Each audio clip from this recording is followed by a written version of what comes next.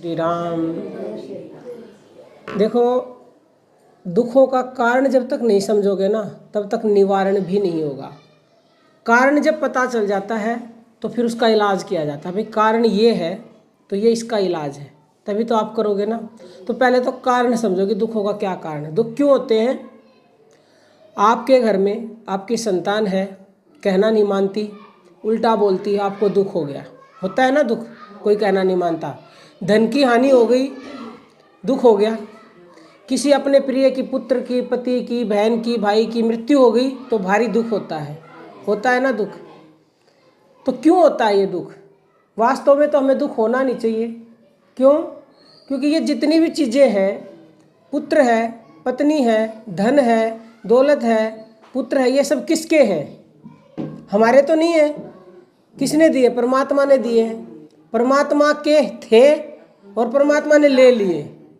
अगर हमारे अंदर ये भाव आ जाए कि जिन वस्तुओं को हम अपना माने हुए हैं, मेरा पुत्र, मेरी बहन, मेरा बेटा, मेरा घरवाला, अगर इनको हम अपना ही ना माने, ये समझे कि परमात्मा ने दे रखे हैं, जब तक संसार में हैं, जब तक हमारे भाग्य में हमारा साथ है, और जब वो ले लेंगे तो उसी की थी, उसी ने ले ली, तो हमें दुख नहीं होने वाला किसी भी चीज़ से।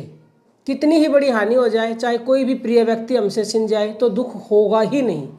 दुख तभी तक होता है जब उनमें आसक्त हो जाते हैं। इसीलिए श्री कृष्ण ने ये कहा है गीता में कि जितने भी भोग हैं उन भोगों में आसक्त मत हो, सिर्फ उनको भोग लो। तो ये कहा ना, जब अर्जुन ने कहा तो भोग बनाए ही क्यों है, तो उसका उत्तर यही दिया था कि भोग तो लो, फंसो मत। फंसने का मतलब क्या है कि जैसे मेरा मेरा मेरा, यही फंसना है। बस ये भाव अगर निकाल दो कि मेरा कुछ नहीं है, सब कुछ उसी का था, उसने दिया तो उसको भोग रहे हैं, और वो वापस ले लेगा तो हमारा कुछ नहीं था, उसी का था, तो फिर दुख नहीं होएगा। लेकिन ये कहने में बहुत ही सरल है, जैसे हमने कह दिया, करना बहुत बहुत ही मुश्किल है। ये भाव आता नहीं है, नहीं आता ना। लड़का उल्टा बोल जाए, बहू उल्टी बोल जाए तो बड़ा भारी दुख होता है। पहली बात तो उन्होंने उल्टा बोला, तो सबसे पहले हमें यही सोचना चाहिए कि जरूर इस जन्म का नहीं तो पिछले जन्मों का कोई ऐसा प्रारब्ध होगा जिसकी वजह से ये हमें उल्टा बोल रहा है। कर्मों का खेल, संसार लेन देन की मंडी है। तुमने अपने पुत्र को या बहू को या भाई को, किसी को भी पिछले जन्म में कुछ उनका बुरा किया होगा, उनको इतना उल्टा बोला होगा, इस जन्म में वो इतना बोल रहे हैं ना। तो अगर आप ये भाव पैदा कर लें कि कोई बात नहीं, बोल दिया, मेरा कोई ऐसा जरूर कर्म होगा, अब का नहीं तो पहले का, अगर नहीं भी है तो इसने अपना कर्म बना लिया, अगले जन्म में इसको चुकाना पड़ेगा फिर। तो ये भाव अगर आप ले आए तो समस्त दुख मिट जाए। आजकल दुख यही तो है, बहू उल्टा बोलती है, बेटा कहना नहीं मानता है, माँ बाप अलग रहते हैं, बच्चे अलग रहते हैं, हर घर की कहानी है ये। और रात दिन दुखी भी होते हैं। कई लोग तो ऐसे हो जाते हैं कि वो ये सोचते हैं कि हम आत्महत्या कर ले, बस कोई रास्ता ही नहीं नज़र आता हमें। लेकिन वो पहले ये देखिए कि आज जो हमारे साथ हो रहा है ये पहले हो चुका है, हमारे कर्मों का ये फल है। लेकिन ये सोच आती नहीं है। ये सोच कैसे आए कि हम हर चीज़ को ये सोचें कि मेरा कुछ नहीं, सब कुछ भगवान का था, उसने दिया था, उसी ने ले लिया। अगर ये सोच हो जाएगी तो दुखों का कारण पता चल जाएगा और दुख हमेशा के लिए समाप्त हो जाएंगे। अब ये सोच लाने के लिए ही नाम का सहारा लिया जाता है, क्योंकि सोच अभी आएगी नहीं, मन मलिन है। जब दुर्बुद्धि होती है ना, तो अगर कोई सामने वाला अच्छी भी बात कहता है, कहते हैं ना हर बात के दो पहलू होते हैं, तो अच्छा पहलू नज़र नहीं आएगा हमें, बुरा आएगा। क्यों? क्योंकि बुद्धि दुर्बुद्धि है। जब कोई भी चीज़ मैली होती है, दर्पण मैला होता है, तो उसमें से स्पष्ट दिखाई नहीं देता। तो हमारी बुद्धि भी मैली है, तो इसलिए हमें स्पष्ट दिखाई नहीं देता कि सामने वाले ने किस बात में, किस एंगल में वो बात कही है हमसे। हमें उसका दूसरा ही रूप नज़र आता है और फिर हमें गुस्सा आता है।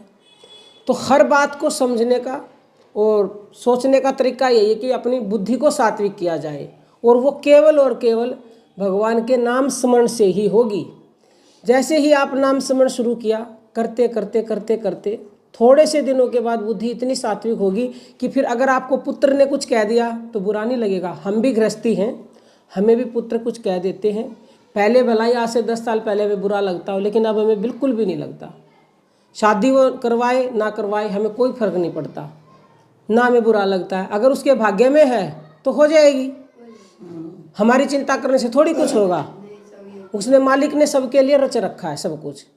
तो ये बात तब ही ध्यान में आती है जब हम निरंतर भक्ति करते हैं, पहले नहीं आती। कहने को सभी कह दो, उपदेश सभी दे देते हैं, लेकिन अकेला कहने से नहीं बात समझ में आती जब तक आप भक्ति के रास्ते पर नहीं चलोगे।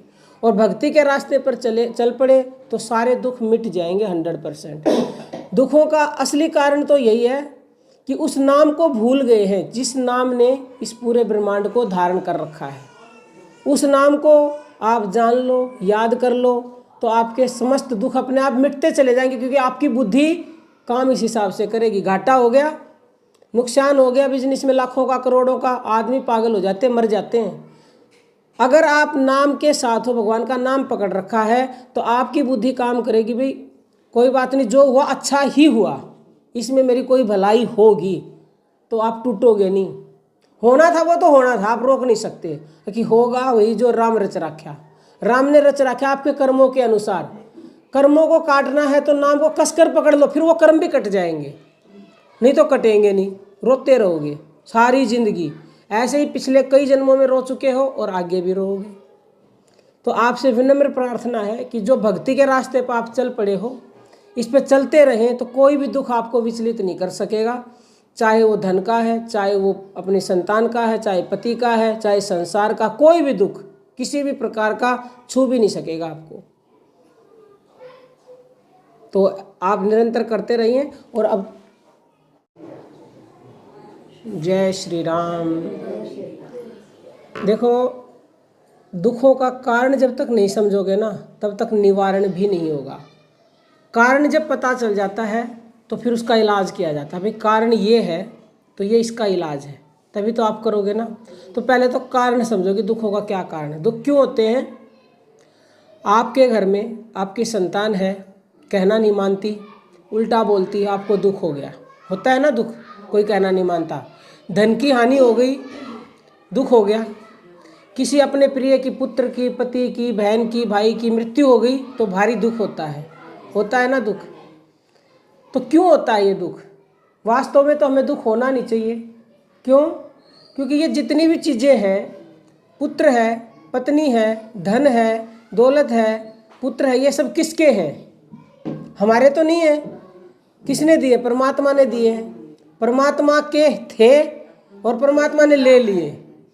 अगर हमारे अंदर ये भाव आ जाए कि जिन वस्तुओं को हम अपना माने हुए हैं, मेरा पुत्र, मेरी बहन, मेरा बेटा, मेरा घरवाला, अगर इनको हम अपना ही ना माने, ये समझे कि परमात्मा ने दे रखे हैं, जब तक संसार में है, जब तक हमारे भाग्य में हमारा साथ है, और जब वो ले लेंगे तो उसी की थी, उसी ने ले ली, तो हमें दुख नहीं होने वाला किसी भी चीज़ से। कितनी ही बड़ी हानि हो जाए, चाहे कोई भी प्रिय व्यक्ति हमसे छिन जाए, तो दुख होगा ही नहीं।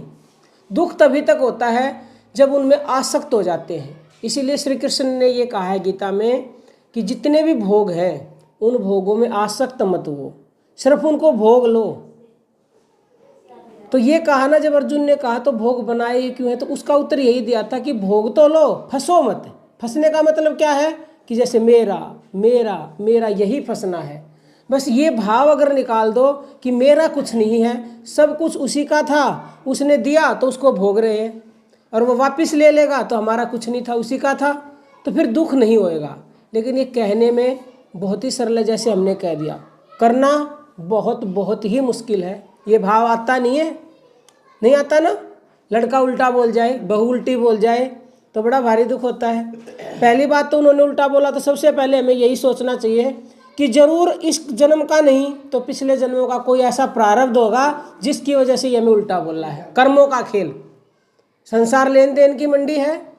तुमने अपने पुत्र को या बहू को या भाई को, किसी को भी पिछले जन्म में कुछ उनका बुरा किया होगा, उनको इतना उल्टा बोला होगा, इस जन्म में वो इतना बोल रहे हैं ना।